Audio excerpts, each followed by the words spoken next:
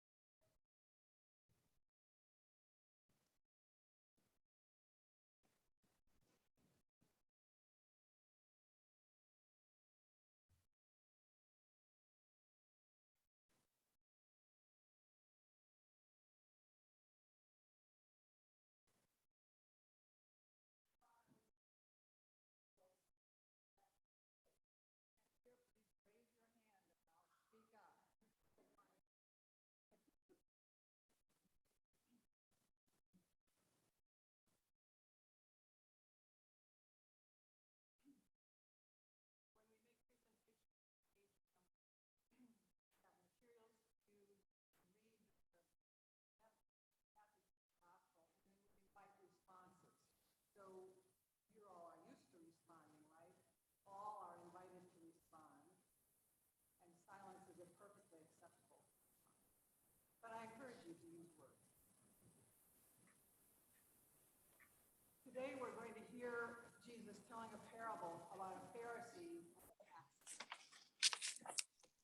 This is our Pharisee. In Jesus' time, the Pharisees were admired, very religious. They knew all the laws.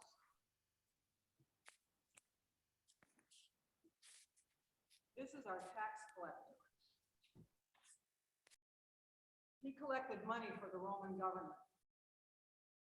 How popular do you think? Do you think they like the tax collector? I don't like tax collector.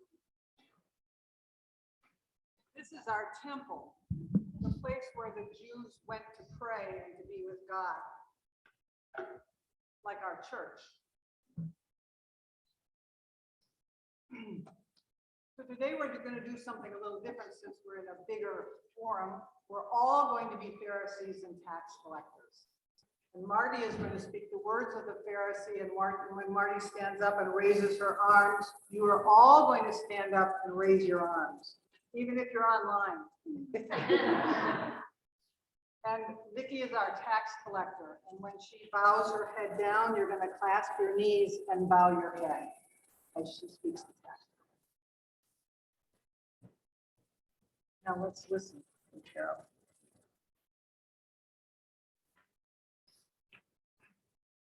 A reading from the Gospel according to Luke. Jesus then spoke this parable addressed to those who believed in their own self-righteousness, while holding everybody in contempt, everyone else in contempt. Two men went up to the temple to pray. One was a Pharisee and one was a tax collector. The Pharisee, with head unbowed, prayed in this fashion. Oh God, thank you that I'm not like other people, rogues, thieves, adulterers, and this tax collector. I fast twice a week and give 1/10 of my income.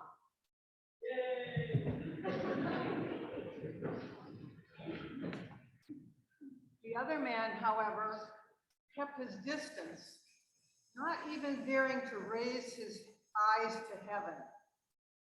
All he did was beat his breast and say, God be merciful to me, a sinner. Believe me, this man went home from the temple justified, but the other did not. For all who exalt themselves will be humbled, and all who humble themselves will be exalted. What do you hear? What did you hear in the story?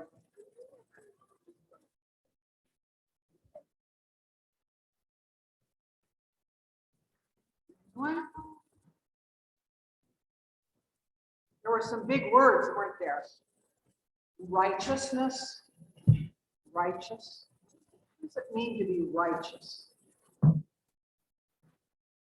In the song we just sang before the gospel, it said it's a gift to be simple and come down to the place you ought to be.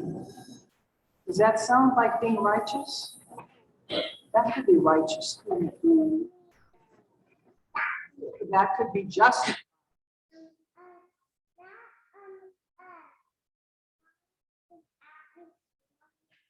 you sing that song at your school?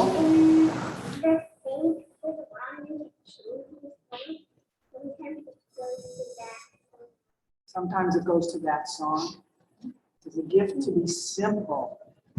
Gift to be simple. And what about contempt? What does contempt mean? When someone treats you with contempt, how do they treat you? Do they love you? Do they take care of you? Or do they scorn you? They scorn you. What? Look down on They look down on you. Does that feel good?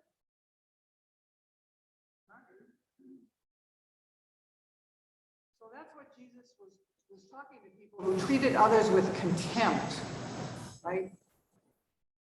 And then justified. The tax collector went away from the temple justified. He knew his right place with God. So we're going to think a little about why the tax collector was justified with God and the Pharisee not so much. How did you feel when you stood tall and raised your arms? I felt loud. You felt loud. Proud. Proud. You felt loud.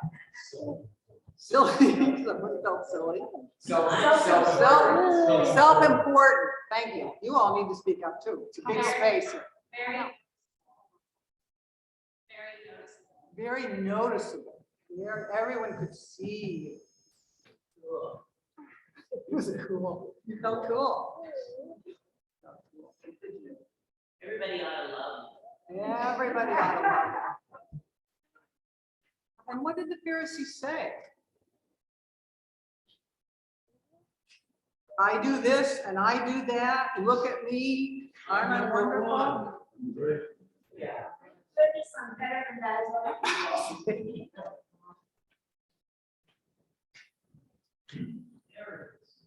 Arrogance. And when you knelt and bowed your head, how did you feel then? Oh, Laurel, you felt good? Noella felt good? What felt good about that? Not sure.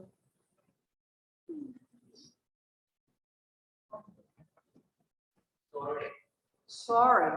Felt sorry. I needed someone to love me. I needed someone to love me.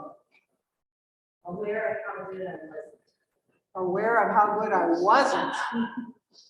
So one's how good I am, and the other is how good I'm not. I felt quiet. Felt quiet. I felt small. Felt small.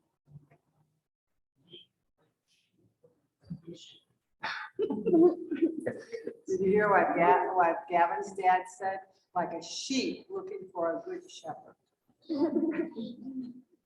Quiet among the noise. Quiet among the noise.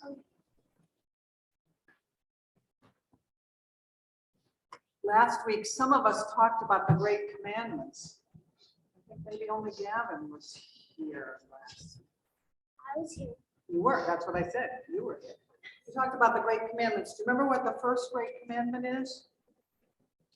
Love your neighbor as you would want to. That's the second one. Good for you. The second one is love your neighbor as yourself. And what came before that? You can all help Gavin. Love God with all your, and all your,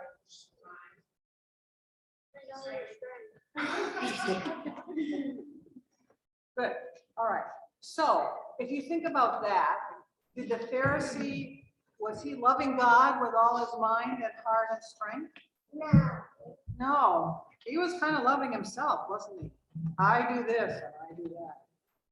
What about the tax collector? Nobody liked him. Nobody liked him. And so what did he say to God? Please like me. I'm sorry for what I've done. Please like me. And as Gavin said, the second commandment is love your neighbor as yourself. Do you think the Pharisee did that? What did he say about the tax collector? That he was bad. I'm glad I'm not like him. Now I'm glad nobody likes me. I think he thought everyone liked him, Gavin, don't you think? Oh, When you stood up like this, did you think everyone liked you? No, you didn't think so. Okay.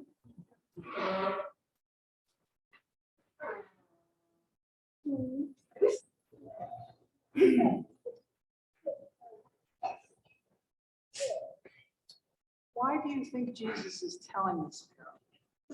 Could you repeat that one louder? Why do you think Jesus is telling this parable?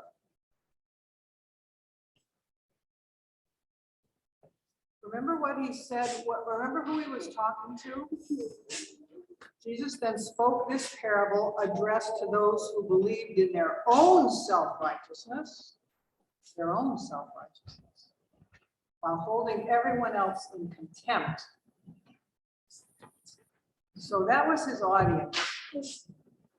Why might they need to hear that message? What might they take away from it? What might we take away?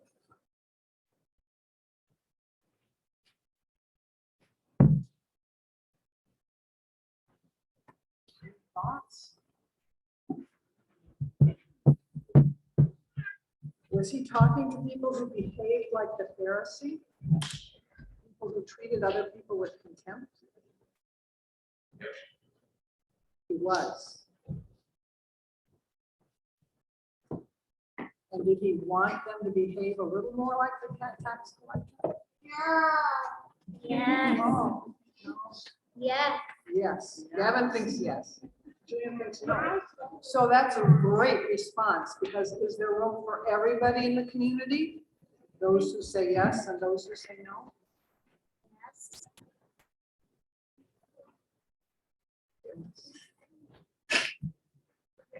Is there anything else you'd like to say about this parable?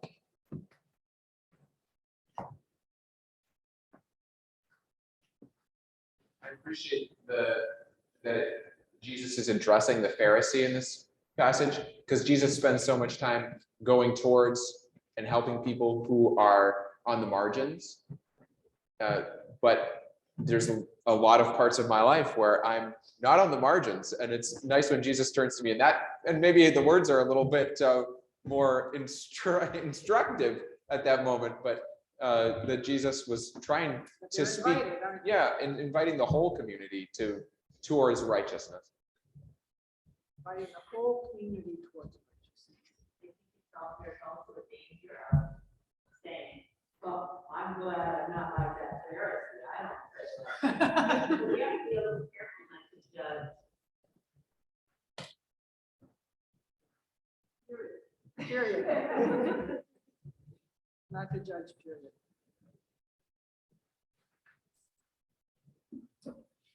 I'm going to put these materials away, and they'll be ready for you to work with in the atrium, so we can all ponder this parable more. Thank you.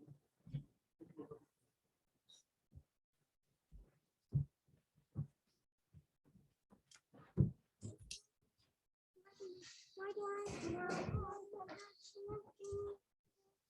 You can do it right at the end of church.